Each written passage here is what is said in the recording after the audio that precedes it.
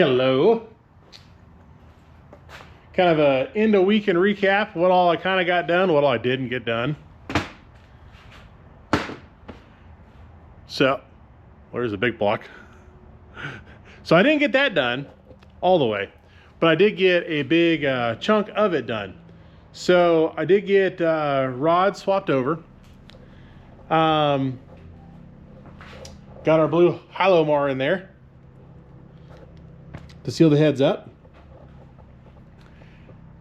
I'm going to try not to run water since it's a solid head deal.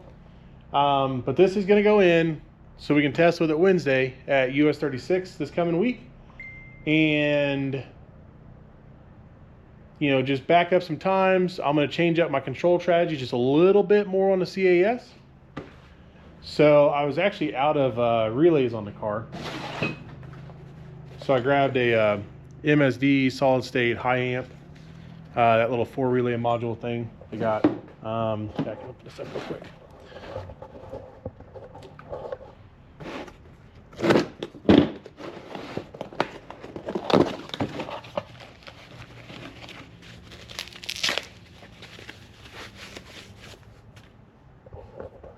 Okay, so MSD makes this little guy, and they work okay.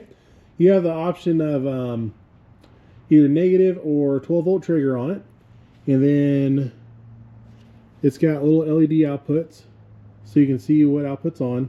Then you got your battery input, then you have your different controls. So we're going to use one for lock off 1, lock off 2, and then the dump valve, which opens up a lot of flow, and then I don't know what I'll put on the 4th one yet. Haven't decided, but we're gonna put that in the car to kind of help take some or free some control back up on the leash board, because when I run the cooling system on the car, I've got water pump and fan are just on the same relay, and it's bugging me. So I want to put the water pump on a relay so I can run it when the motor's running, and then have the fan be staged. That way we're not sucking up power since we don't run an alternator. Call me crazy, call me OCD, whatever. I like things done a certain way, and I haven't been able to do it this way since we put the cooling system back on. So I'm going to add one more relay board in the car so we can kind of do everything the way I want to. So we will use Wednesday at US 36 to test the big block out and test out the different fuel pump on here. So this is normally the fuel pump that I've been running on the LS, which is a smaller Aeromotive black. And then we adapted the Motion Raceworks passenger side mount to work over here. Really wasn't that hard, just drilled a couple holes and made some clearance in the motor plate to get everything where I wanted it. So that's on here. Had to find some old crank trigger pieces, so took a lot of mass off up here by taking the Pro Charger front drive off right now. So we lost like another 18 pounds on the nose of the car, taking that off right now. And it's an easy switch to put it back on if, you know, for some reason we need it for some other races coming up. Like I've only got one questionable thing in my mind with the compressed air stuff. And that is, will the back split be as good as the Pro Charger? Well, on the big block, we haven't ever ran it long enough to go through the back split because we haven't been on gas with this motor yet. So we're going to try gas and see how warm it gets, and then as less ditch effort if needed, I'll drain the gas out and I'll put I'll reactivate the other injectors, and I'll do Renegade E112. So I'm confident E85 will work okay on this as far as managing some temperature and maintaining combustibility during high load and low temperatures, unlike the methanol. So, and if that's the case, we'll take that and we'll swing with that down at Yellow Belly Friday night for the Gangsters Cup. So hopefully the race gas works and the motor doesn't get too warm and we're good to go. So I mean, we'll still use our oil pan heater, like we use a screw-in oil pan heater here. We get the oil at the temp that way, and then we run the motor for a small amount of time, and then we kind of suck everything back down to get the heat back out of it, to get it ready for passes. And after that, every round we just, put fans on it, suck air through the crankcase, and manage our oil temperature, and then everything seems to be pretty happy. Then we'll push up to and from the lanes. So I really don't think it's going to run that much hotter, but we'll know. We'll know here pretty quick. So if we can make a pass every 30 to 40 minutes at US 36, then I think we're doing fantastic. So that's about all we need to do. And if we got to cool it down more than that in between rounds, I've got some other things that I can do, and we'll just implement that as needed. So it may just be me taking a little weed killer sprayer and just misting a little water on it, just enough to kind of cool things down, but not enough to crack anything and not enough to cause dripping later on. So I don't know. Well, got a couple ideas. I'll make it work. Always make it work. So we're gonna get that in the motor, or sorry, we're gonna get this motor in the car, hopefully maybe tomorrow. Tomorrow's Monday or Tuesday, and then we'll get it wrapped up and fired up on Wednesday. Kind of do a quick and dirty gasoline tune in it. Probably won't even hit the dyno with that, and then we'll just go to the track and shake it down and see what we can get out of it. So I'm anxious to see what we can do with having the chambers lit off the whole pass. So we were just looking at, well, Eric was just here a few minutes ago.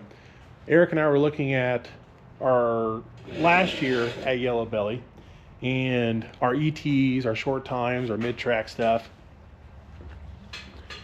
And the CAS and the big blocks has already met those numbers. It's already been there. We just don't know about the back split. Yellow Belly doesn't have a very good, or it's not very smooth on the backside, on the back half. So normally we were missing about 10 mile per hour already there. So as long as we can go to US 36 and run decent on the back split, then yeah, I think we're good to go. I think we're golden. If not, then I'll be making some changes, because there is a lot of money for grabs.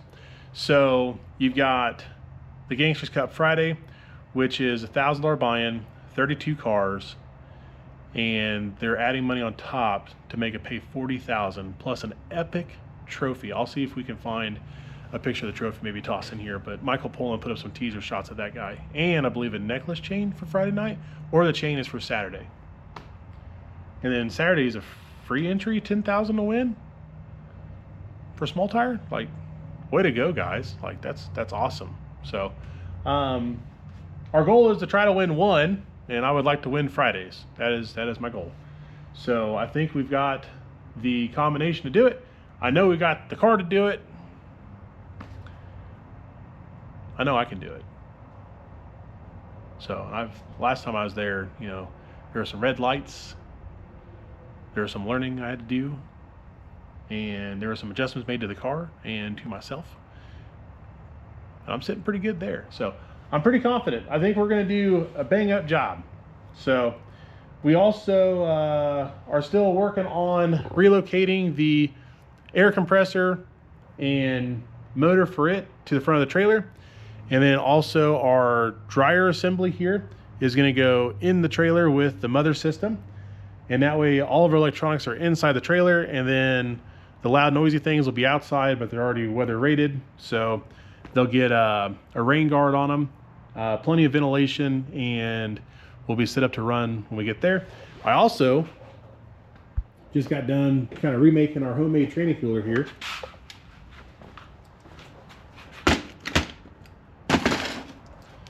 So this guy is just a bunch of old spare parts laying around the shop. And it did have a different cooler on it. Yeah, this guy.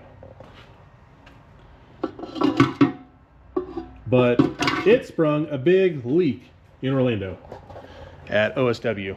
We hooked it up, started cooling the car down after our first pass, and pumped out like 3 quarts transmission fluid all over our pit mat. Man, it's a humongous nasty mess. So we ended up, I had one of these coolers on here. Now we got two of these bar and plate style coolers on here. I forgot that I had another one here at the shop, so grabbed that and kind of reconfigured this guy to accommodate that and still kind of fit everything on my little transportation stand it's got, and it works pretty good. So it cools the car, it cools the transmission down pretty well, pretty fast. That's really all I can ask for. So this guy is, some people have asked about it, so we'll talk about it. It's got a TurboWorks Mini oil scavenge pump on it. So this guy pulls fluid from the car. Here, I'm gonna turn you sideways again here for a second.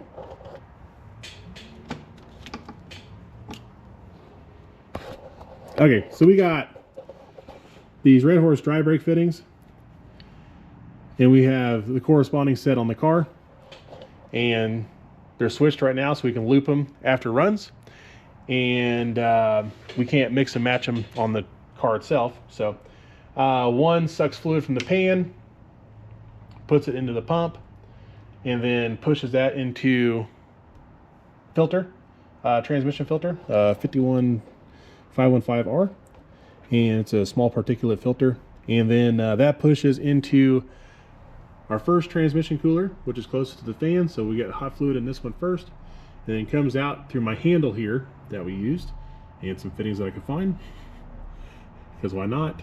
And then it puts the cooler fluid into this transmission cooler, and then that goes back into the car. So it just constantly cycles the fluid in the car and pushes it back into the torque converter line pressure monitoring circuit that we use. So I have a little T-fitting there, and then when these dry brakes are taken apart, they seal themselves off. So the system still works as a closed leg to monitor converter charge pressure.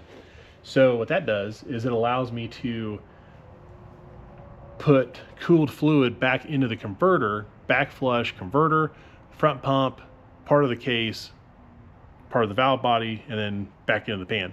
And my internal pressure sensors, we actually see about 6 to 8 psi on all three of them. So we're definitely moving some fluid through there, and that takes a lot of the heat soak out. You know what that does is it keeps the converter, or keeps the transmission fluid life higher, makes it last longer, makes all the internal components happier on the transmission, because now it's not sitting there with heat on it for so long. We get the heat out of it a lot quicker, and that also makes your 60-foot times way more consistent. So we have found a few hundredths in consistency there by cooling down the transmission fluid back to a good starting point. So with this setup, well, with the last cooler on here, which I think these are a little bit better, and then we also kind of did some shrouding to help get more air draw through the coolers. This will have no problem on like a 95-degree day. After we make a run, transmission fluid temperatures maybe 145, 150, and then on the 400, I mean, it's the 400 stays cooler than the Powerglide would. Powerglide would be 100 higher than that, but on the 400 we can get back down to 100, 105-degree temperature in about 12 to 14 minutes running this cooler. And I mean, we could get it cooler faster if we use like a water system where we have more capacity. You know, some people take a tool cart, and the bottom of the tool cart will have a cooler with ice in it, and then your training cooler, and then a lot more capacity in there. I mean, if you have like a gallon of fluid in there, it's already kind of got the chill on it. Pumping that through would obviously make everything cooler way, way faster. Which, if we still ran a Powerglide with a turbo, probably what we would do. But even with turbo and the 400, we don't see temperatures that high. And really, it's all depending on how fast I get on the brake and how long I'm on the brake for. So with that being said, it doesn't matter if you're compressed air, if you're naturally aspirated, if you're turbo, if you're blower. Seconds on the trans brake equal heat. So, I mean, the more slip you have, the higher the launch RPM, the faster the heat will build. But, you know, like let's say we just left at 4,200 RPMs all the time. Well, it's going to build heat at the same rate. As long as we're on the dinger, and we're on that dinger for the same amount of seconds, it's going to build heat the same. Now, going down track with a loose stator in it, no lockup, it will build more heat because we have more slip going down the track. if we use a tight stator with lockup, it builds less heat going down the track because we have less shear going on in the converter. So that all kind of translates into different transmission fluid temperature recovery times. And this guy works really good. So we're able to take all the weight that's on this cooler here and take it off the car. And now it just sits next to the car in between the rounds where it doesn't hurt anything. And then we get to lightweight the car back up by re-looping our lines, and off we go. So it's a nice little setup. This one I actually set up to work on the car itself. So it plugs into the car, and then the car has a transmission cooler output that is temperature monitored. So when we're down to temp, it automatically shuts the pump and the fan off, so we're not wasting battery voltage. But if we're waiting on the transmission to get cool and the motor is already cooled down, we could leave this in the floorboard of the car, push up to the lanes, and make passes. So that's why I run it off the car itself. I've also got a little plug-in adapter for a Milwaukee 18 or M18 that we can put on here and run it as needed, but really just running it off the car is fine because the car cools down faster than we can get everything else done on the car. And by the time we do, round decisions on what we're doing, or like who we have for the next round, stuff like that, chip draw, or waiting for pairings to come out, that kind of stuff. So it all works out. So it works pretty good. So far right this second, the car is pretty much untouched from like the last video we did. We still got the heads off the LS. I might put those back on before we pull the motor out. Seems kind of counterproductive, but the car kind of works like its own engine stand, so it's not too bad to work on. We're going to change 4-link for this weekend, so we're going to put our normal long bar stuff back in it and all different position settings for the tree side race we're going to do. Take the Hoosiers off, put the Mickeys on. Got a new set of Mickeys to put on the car. Got to always keep your fresh rubbers. We're going to change stators in the car. We're going to change motors, obviously. We're going to build a new fuel system because I can lose some weight and fittings there. And I'm going to go ahead and do it because, all my fuel line stuff on this car is pretty old. So most of the fittings around the intake manifold are 6-7 years old. So we're going to go and put new fresh fittings, line on that, just to keep that make it all fresh again. What else? I'll pull the radiator off right now, and we'll try radiator-less. I do have the option and parts here to put water back in the block of the big block, and we can circulate that in between rounds as needed. But if I can save the 35-40 pounds and not do that, then I won't. And I don't have to worry about water going anywhere else that doesn't need to go. So, this block does have a lot of passes on it. It's got a couple cracks here and there in different areas. None of them look like they go into the water jackets, but if we don't have to run water in this, that's a good thing for me.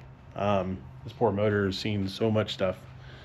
I had a new Dart Big End block, but we sent the rod straight on through that sucker, and this block's actually ate 2 rods. And this other block on first rod completely took out a whole sleeve and cylinder. Like, it was bad. So I got like 2 months of use out of that block last year. And now it needs a sleeve, and other than that, we'll never be able to have water in it again, and really isn't trustworthy for the kind of power I like to make. So just a real boat anchor. I took some of the oil off of it. It looks nice, looks cleaner. So I think that's it. We're going to get hot and heavy this week. I've got a pretty busy dyno schedule. Thank goodness. Thank you, everybody, all my customers. And we're going to knock all those out. And then I got my guys who are going to help me out with getting the compressor parts back on the trailer. And I've got all new lines coming for that stuff because we're changing mounting locations of everything, like the condensate drain, the control panel, the separators. Those will all be in different locations, so we're breaking this guy up. And I had to get new high pressure lines to feed all that stuff, to move everything around. But I'm pretty happy with how everything's going to turn out. Hopefully my vision turns out the way I think it's going to turn out, and we'll be looking pretty good there. As far as our to-do list on the car goes, it's getting smaller. I mean, we just got to change motors. I mean, how hard is that? And a little bit of wiring. Again, not too bad to do.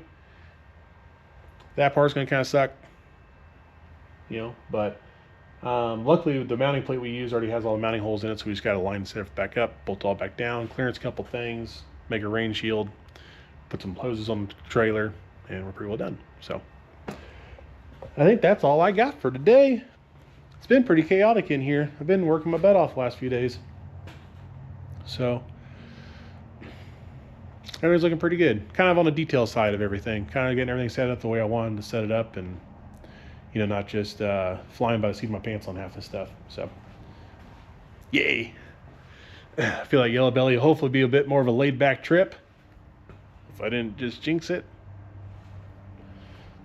Hopefully we get some really good results. So luckily we'll be able to do that trial run at US 36 this weekend, or I'm sorry, this week, on Wednesday. And if everything goes smooth there, we'll just check some things over and should be ready to rock and roll.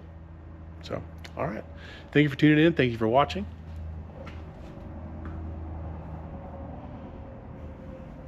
Have a great week.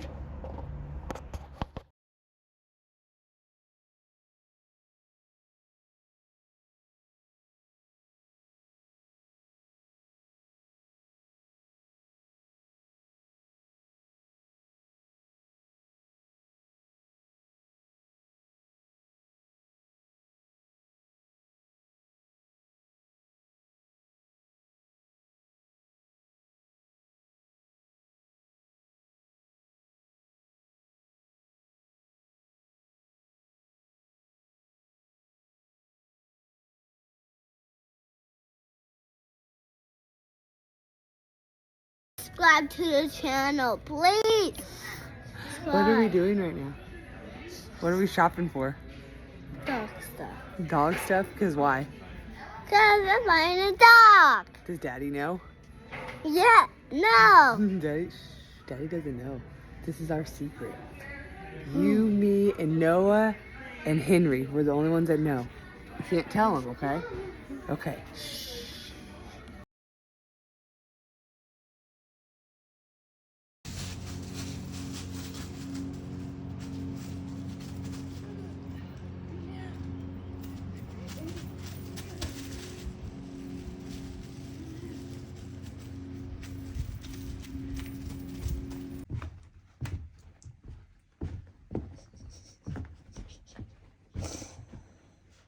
Get him. Get him. No. No.